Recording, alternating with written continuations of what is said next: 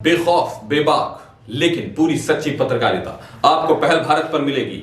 बस हमारी हौसला अफजाई के लिए सब्सक्राइब कीजिए हमारे चैनल को। हम आपके सामने बिल्कुल सच और सच का वादा करते हैं, हम लाते रहेंगे। अब हम लोग बात करने वाले हैं दूसरे चरण की। उत्तर प्रदेश के दूसरे चरण के मतदान के लिए सोमवार यानी 14 फरवरी के तारीख तय थी। उसमें इलेक्शन हो गए। राज्य में 9 जिलों और 55 निर्वाचन क्षेत्र। आपको याद होगा पहले 11 जिले और 58 सीट थे और अभी 9 जिले हैं और लगभग 55 सीटें। 6 बजे तक लगभग इलेक्शन हुआ और 62.22% मतदान हुआ।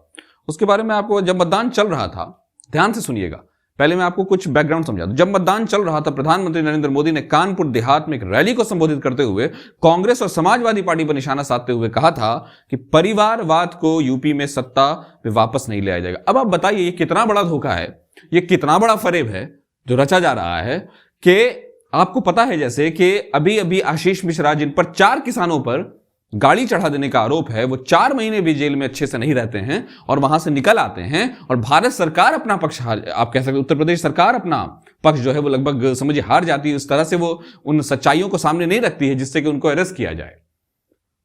वो जेल में रहकर बाहर निकल आता है, जिस पर आरोप है, संगीन आरोप है, कई वीडियो विजुअल्स हैं उसके, लेकिन वो छूट जाता है। क्योंकि जब उस पर सत्ता पक्ष का ही हाथ है, जब उस पर उस ताकत का ही हाथ है जिसने अभी एक तरह से, मतलब आप समझ सकते हैं, पूरे सारे इंस्टीट्यूशंस जो हैं वो उसको कब्जा कर रखा है, तो उसमें कहा मैं न्यायपालिका के सामने जो सच्चाइयां रखी गई वो बड़ी इनकम्प्लीट रही। मुझे ये लग रहा है पब्लिक सॉलिसिटर ने जिस तरह के चीजें रखी उनके सामने वो बड़ी अजीब थी। एक आदमी कैसे बच सकता है? हिंदुस्तान, आपको पता है, कस्टोडियल डेथ के मामले में उत्तर प्रदेश सबसे आगे है और वहां एक आदमी जिस पर 4 मर्डर केसेस का आरोप है। आपको याद होगा जब हमने फादर स्टेन स्वामी की बात की थी, सुधा भारद्वाज की बात की थी, कप्पन की बात की थी। ये वो लोग थे जो जेन्युइन कॉजेस के लिए लड़ रहे थे, गरीबों के लिए लड़ रहे थे। जेल में रखकर इनको सड़ाया गया। फादर स्टेन स्वामी की तो डेथ हो गई थी, आपको याद होगा। और ये आदमी जिस पर मर्डर का आरोप है 4 महीने जेल में नहीं रहता है। तो हमें नहीं समझ में आ रहा है ये किसके पावर का नतीजा है। आइए, खैर अब बात करने वाले डिटेल पे हम चलते हैं। जब मतदान चल रहा था, जैसे मैंने परिवारवाद का आरोप लगाया, इससे बड़ा परिवारवाद है। यूपी विधानसभा चुनाव के दूसरे चरण के लिए चुनाव आयोग द्वारा शाम 6 बजे मतदान समाप्त होने तक 62.22% मतदान दर्ज किया था। अब मैं आपको जिलेवार मतदान का प्रतिशत इस प्रकार, जिलेवार का मतलब होता है किस जिले में कितना परसेंटेज वोट हुआ, वो मैं आपको बता दूं जैसा हमने फर्स्ट फेज में आपको बताया है। सहारनपुर में 68.56%, बिजनौर में 62.85%, मुरादाबाद में 64.75%, संभल में 57.54%, रामपुर में 63.97%, अमरोहा 69.66%, बदायूं 57.99%, बरेली 59.24%, शाहजहांपुर 58.13%। ये हमारा जो लगभग उस दिन समाप्त होने तक का पूरा डेटा है और टोटल जो मैंने आपको बता दिया कि 62.22% रहा। अब हम आपको कुछ और चीजें बताने वाले हैं। जैसे मैं आपको बताऊं, यहां जो एक बहुत चरण 2 में मतदान करने वाले कुछ जिलों में मुस्लिम आबादी अच्छी है। पहला हमने आपको वैसे ही बता दिया कि सपा और रालोद का, राष्ट्रीय लोकदल जो है, उसका परफॉर्मेंस जो है वो बीजेपी के कंपैरिजन में ज्यादा बेहतर गया, ऐसा वहां के पॉलिटिकल पंडित और इलेक्शन की समझ रखने वाले, ग्राउंड रिपोर्टिंग करने वाले लोग बता रहे हैं। रामपुर में 50%, मुरादाबाद 50%, बिजनौर 43%, सहारनपुर 42%, अमरोहा 41%, बरेली 34%, संभल 33% और बदायूं 23% है। बाकी तो हमने आपको अपने पुराने जो वीडियोस हैं उनमें बता ही दिया यूपी इलेक्शन के दौरान कि उत्तर प्रदेश में किस कास्ट का जनरली जो माना जाता है। वैसे तो 1931 के बाद हमारे यहाँ कोई कास्ट बेसिस पे कोई जनगणना हुई नहीं है, लेकिन जो एक कई सारे सर्वे ग्रुप्स हैं, कई सारे जो एजेंसीज हैं वो बताते रहते हैं, उस बेसिस पे हमने बता दिया है कि लगभग कितने प्रतिशत ओबीसी हैं। वो उसके लिए अगर आप देखना चाहें तो हम उस वीडियो का डिस्क्रिप्शन आपको नीचे दे देंगे, आप देख लीजिएगा। अब आइए, पिछली बार इन जिलों में सपा और बसपा के बीच मुस्लिम वोटों के बंटवारे की वजह से बीजेपी को सीटें जीतने में कामयाब रही थी, ये पॉलिटिकल पंडितों का कहना है। यानी एक बात वहां तय माना जा रहा था, मुसलमानों ने बीजेपी को वोटिंग नहीं की है और कई ऐसे बैकवर्ड कास्ट थे जो ओबीसी कैटेगरी में आते हैं, लेकिन उनके वोट का बंटवारा हो गया सपा और बसपा में और बीजेपी एक मुश्त वोट लेकर चली गई। ये वहां के पॉलिटिकल पंडितों का कहना है। केंद्रीय मंत्री मुख्तार अब्बास नकवी ने दावा किया कि उत्तर प्रदेश में समाजवादी पार्टी, बसपा और कांग्रेस मुस्लिम महिलाओं को वोट देने से रोक रही है।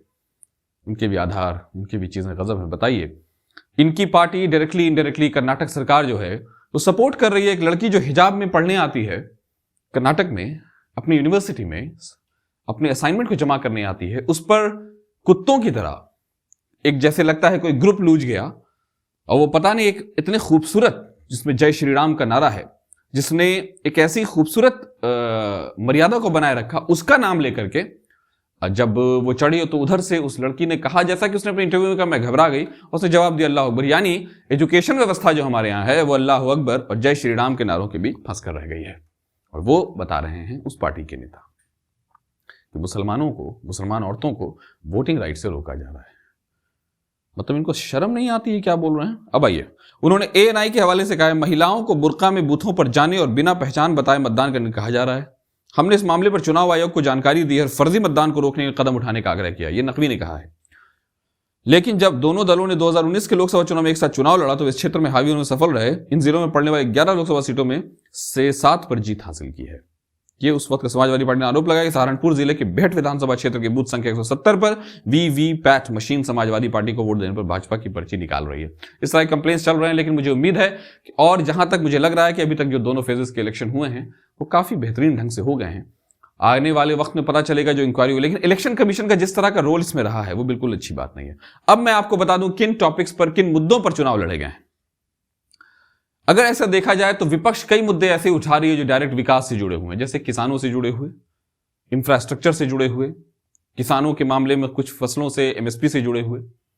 उसके बाद एक बहुत बड़ा मुद्दा अचानक बीच में उठ गया, आपको पता है, हिजाब का, जो कर्नाटक का मामला है, लेकिन असर उसका उत्तर प्रदेश में भी है। सबने लाया, उधर से बीजेपी ने भी लाया, ओवैसी ने भी लाया, सब ला रहे हैं। और कहीं घुमा फिरा करके प्रियंका गांधी ने भी अपने स्टेटमेंट में कह दिया है, उसको दूसरी तरह से उन्होंने जोड़ दिया। थोड़ा सा वो स्टेटमेंट जो है वो मुझे इतना तर्कपूर्ण नहीं लगा कि वो पता नहीं, वो मतलब सिर्फ डिफेंड करने के लिए डिफेंड कर रही थी, ऐसा मुझे लगा।